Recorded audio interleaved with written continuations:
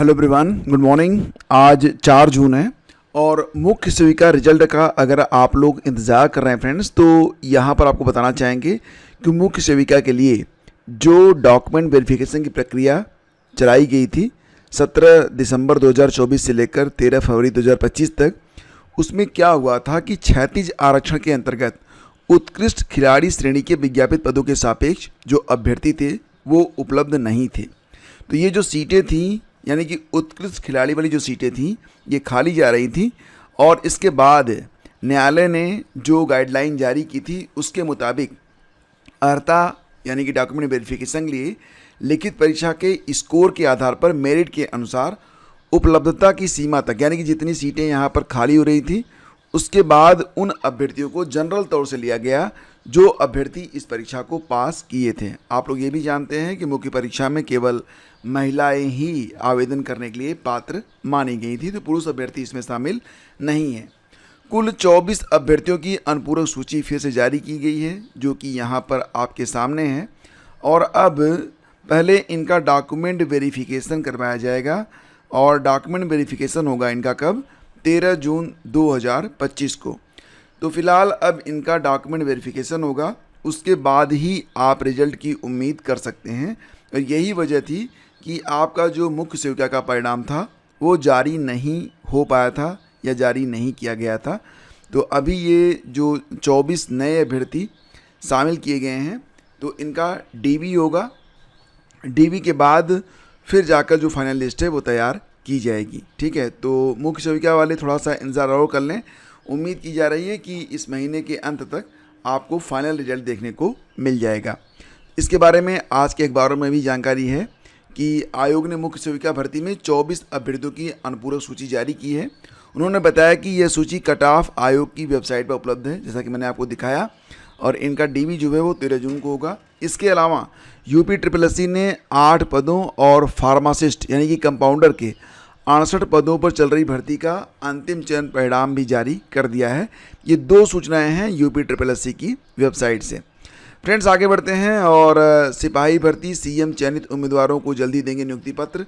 तो सिपाही नागरिक पुलिस के 60,244 पदों पर सीधी भर्ती में चयनित अभ्यर्थियों को मुख्यमंत्री योगी आदित्यनाथ जल्द नियुक्ति पत्र देंगे। इकाना स्टेडियम में यहाँ पर जो अभ्यर्थी हैं उनको नियुक्ति पत्र दिया जाएगा। साथ ही साथ सभी जिलों में भी नियुक्ति पत्र वितरण का कार्यक्रम जो है वो चलाया जाएगा। और फिलहाल चलते हैं बिल्कुल शुरू से। तो पहली खबर ये निकल के आ रही है कि बिहार लोक सेवा आयोग ने एक यहाँ पर शुद्धिकरण जारी किया है, जिसमें बताया गया है कि 2 जून को ये जो प्रभात खबर नामक एक अखबार आता है, इसका जो डिजिटल वर्जन था, इसमें एक जानकारी जो है प्रकाशित की गई थी कि BPSC TRE 4 से संबंधित 90,000 से अधिक शिक्षकों की होगी भर्ती। और योग्यता और आवेदन की तारीखों के बारे में यहाँ पर कहा गया था, जिसमें ये कहा गया था कि BPSC TRE 4 के लिए कहा गया था कि 20 जून से शुरू होकर 5 जुलाई तक आवेदन होंगे। परीक्षा का आयोजन अगस्त में किया जाएगा। सितंबर तक परिणाम घोषित किए जाने की संभावना है। तो इस न्यूज़ को BPSC ने फिलहाल फेक बताया है और कहा है कि जो भी ऑफिशियल न्यूज़ रहेगी वो आपको आयोग की वेबसाइट पर देखने को मिल जाएगी। तो ऐसी भ्रामक खबरों से आप सावधान रहें। अब दोस्तों, यहाँ पर तो एक बात है कि पहले क्या होता था कि फेसबुक पर जो न्यूज़ चलती थी लगता था कि भ्रामक हो सकती है। उसके बाद बहुत सारे यूट्यूबर भी वहीं से न्यूज़ उठाए और अपने यूट्यूब पर चिपकाना शुरू कर दिए। तो ये भी लगा कि चलो यूट्यूब पर भी अब फर्जी न्यूज़ वाले बहुत हो गए हैं। अब यहाँ पर स्थिति ये है कि अखबारों में भी जो न्यूज़ आ रही है उस पर भी आप आंख बंद करके भरोसा नहीं कर सकते हैं। यहाँ पर ये कहा गया है कि प्रभात खबर के डिजिटल प्रारूप में 2 जून को ये खबर जो प्रकाशित हुई थी, BPSC TRE 4 90,000 से अधिक शिक्षकों की होगी भर्ती, जाने योग्यता और आवेदन की तारीखें। तो इस खबर को यहाँ पर आयोग के द्वारा असत्य और भ्रामक बताया गया। आयोग के हवाले से उक्त समाचार में आवेदन की तारीखें, परीक्षा का शेड्यूल और अन्य विवरण जो दिया गया है वो पूरी तरह से असत्य है। तो ऐसा कुछ भी नहीं है। अभी जो डेट्स हैं वो आयोग के द्वारा डिक्लेयर नहीं की गई हैं। मैं कई बार आप लोगों से कहता हूँ कि देखो, ऑफिशियल जो न्यूज़ आती है उस पर ही आप भरोसा किया करें। अनऑफिशियल बहुत सारे लोग बहुत सारे लॉजिक देंगे, उस पर आपको भरोसा करने की कोई भी ज़रूरत नहीं है। और आपने ये भी देखा होगा यूपी टीजीटी और पीजीटी को लेकर भी अगर आप सोशल मीडिया में चले जाएं तो यूपी टीजीटी एग्ज़ाम को लेकर बहुत सारे एस्पिरेंट हैं, बहुत सारे लोग हैं जो कि आपको एक खबर तो बहुत ही आम हो गई है कि जो परीक्षा है वो कब होगी, और इस पर बहुत ही मतलब गलत तरीके से जो है खबरें चलाई जाती हैं।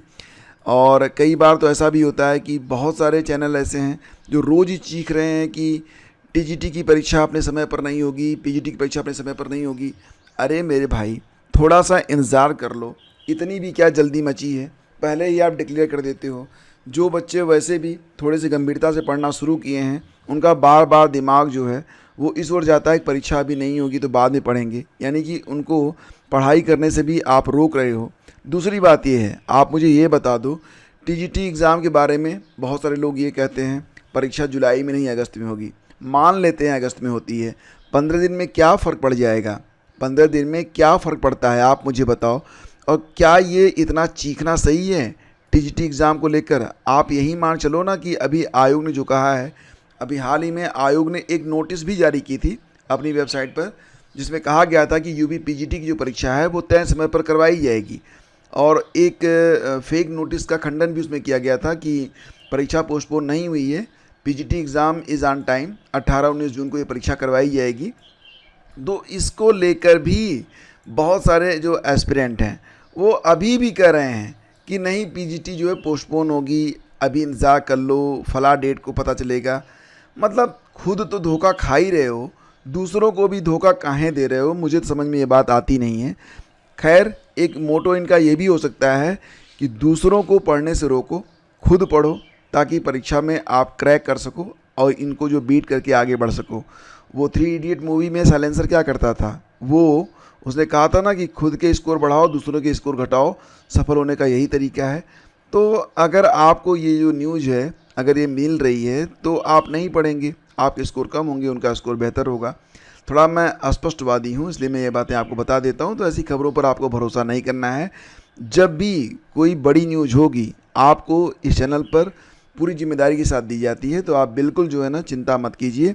अभी फ़िलहाल परीक्षाएं जो हैं वो अपने समय पर हो रही हैं, आयोग ने कुछ भी नहीं कहा है, और जब तक आयोग ये कह रहा है कि परीक्षा ऑन टाइम होगी तो आपको 100% ये मानते हुए कि परीक्षा अपने समय पर हो रही है और होगी भी, तो आपको अपनी तैयारी करते रहना है।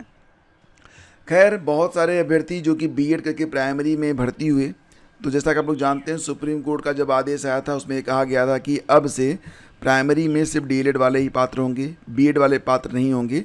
लेकिन यहाँ पर एक बात और कही गई थी कि जो अभ्यर्थी बीएड के आधार पर भर्ती हो चुके हैं तो उनको जो है ना 2 साल के अंदर ब्रीज कोर्स करवा दिया जाए।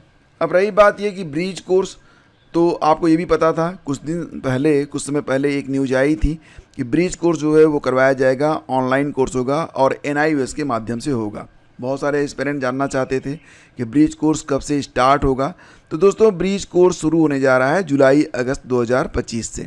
जुलाई अगस्त 2025 से ऑनलाइन यह कोर्स शुरू होगा। इसकी जो ड्यूरेशन होगी, समय सीमा होगी, वो 6 महीने रखी गई है। और अभी जो NIOS के द्वारा इसके बारे में सिर्फ यही जानकारी दी गई है, जून चल रहा है, अगले महीने से ब्रीज कोर्स के लिए आवेदन की प्रक्रिया स्टार्ट होगी। किसके लिए? बीएड के ऐसे एस्पिरेंट जो कि सेलेक्ट हो चुके हैं, किसमें? प्राइमरी शिक्षक भर्ती के लिए। ठीक है, तो ये बात आप लोग ध्यान रखिएगा कि NIOS के द्वारा 6 महीने का ब्रीज कोर्स जुलाई अगस्त में स्टार्ट किया जाएगा, और आप लोग बिल्कुल जो है इसकी तैयारी अब आप लोग कर लीजिए। और जैसे ही कोई नोटिस आती है, आवेदन प्रक्रिया के बारे में कोई भी जानकारी आती है, चैनल पर आपको दी जाएगी। फिलहाल ब्रीज कोर्स, तो अब धीरे धीरे ब्रीज कोर्स भी शुरू होने जा रहा है।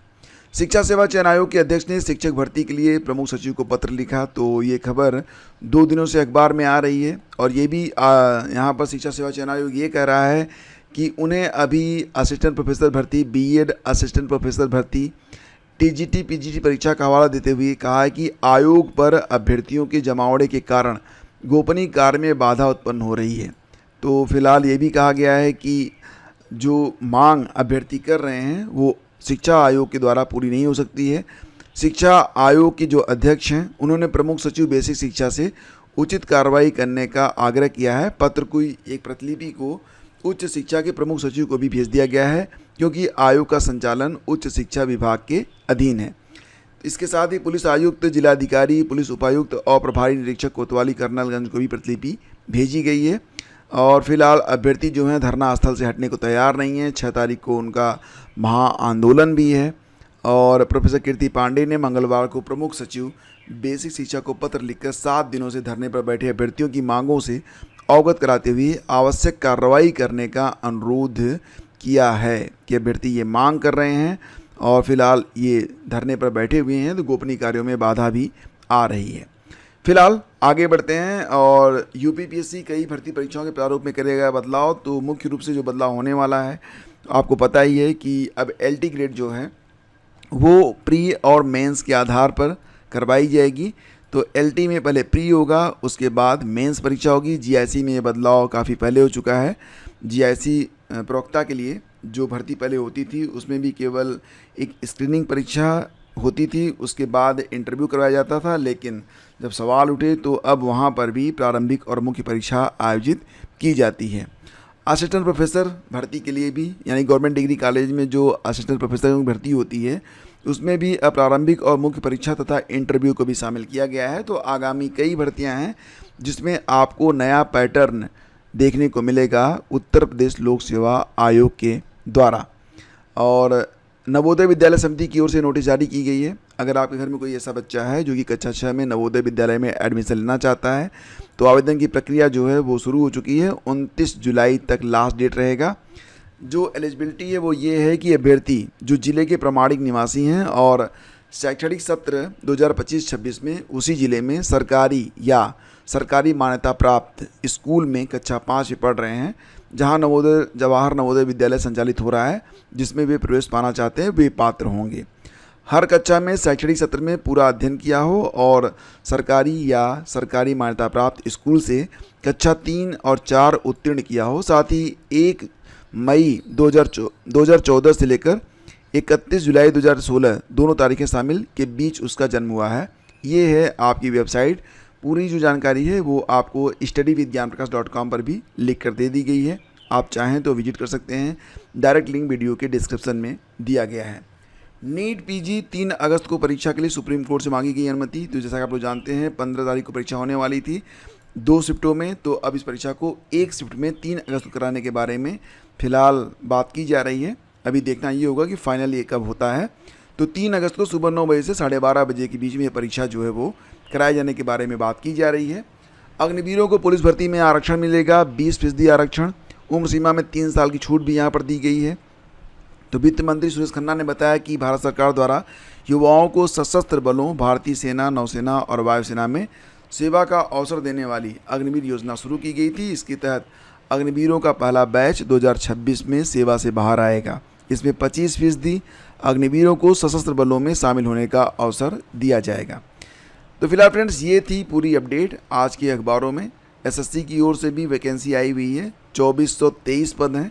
यहाँ पर आप हाई स्कूल पास हों, इंटर पास हों या फिर स्नातक हों, यू आर एलिजिबल, आप आवेदन कर सकते हैं। कुल 2423 पदों पर आवेदन जो हैं शुरू हो चुके हैं और 23 जून रात 11 बजे तक ऑनलाइन आवेदन इसमें किया जा सकता है। शुल्क भुगतान की अंतिम तिथि 24 जून तक रहेगी। तो अगर आप चाहें तो यहाँ पर आवेदन कर सकते हैं। डिटेल में मैं एक वीडियो बना के आपको इस पर उपलब्ध करवा दूंगा, ताकि अगर आप यहाँ पर आवेदन करना चाहें तो कौन कौन से पद हैं, कैसे परीक्षा होती है, बाकी जानकारी मैं आपको उपलब्ध करवा दूंगा। तो ये थे आज के सारे updates. Thank you so much for watching this and joining to us. Telegram channel study with Gyan Prakash को अगर आपने ज्वाइन नहीं किया है या फिर अगर आप व्हाट्सएप चैनल से जुड़ना चाहते हैं, आप पहला कमेंट देख लीजिएगा, वहाँ पर आपको ऑप्शन मिल जाएगा जुड़ने के लिए। शेष अगले वीडियो में। दोस्तों खुश रहिए, मस्त रहिए, अपनी पढ़ाई को आगे बढ़ाते रहिए और ध्यान दीजिएगा, no one come to help you, कोई भी आपकी मदद को नहीं आएगा। इसलिए अपने जीवन के संघर्षों को फेस करना सीखिए। धन्यवाद।